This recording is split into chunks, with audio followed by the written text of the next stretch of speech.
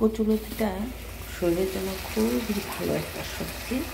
অল্প একটু রান্না করেছি, বাসায় সবাই খায় না অবশ্য, কিন্তু আমার কিন্তু খুব পছন্দ। আমার হাজব্যান্ডেরও চিকন লতিটা টেস্ট হয় বেশি। আমার অবশ্য মোটা মোটা লতি ওটা আমার পছন্দ। তবে স্বাস্থ্যের জন্য চিকন মোটা দুটোই ভালো। 2 রকমের লতি আছে। মোটা লতিটা আমাদের দেশে ঢাকার মধ্যে বলে নারিকোল্লা লতি,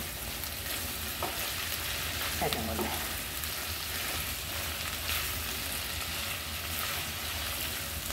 যেগুলো পানির নিচে হয়, শাকসবজি, লেন্ডের সবজি আর কিছু ফল, যেমন পানির ফল সবজি, যেমন কচুলতি, এগুলোতে কিন্তু অনেক খনিজ লবণ থাকে।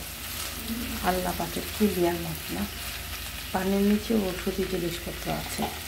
এমন খাবার আছে যার অনেক ওষুধি গুণ আছে, যা পানির নিচে থাকে, যেমন ফল, পানি ফল, সবজি, কচুলতি, তাই না?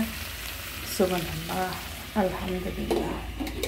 আমাদের কাজ হলো এগুলা আমাদের খাবারের মেনুতে রাখা।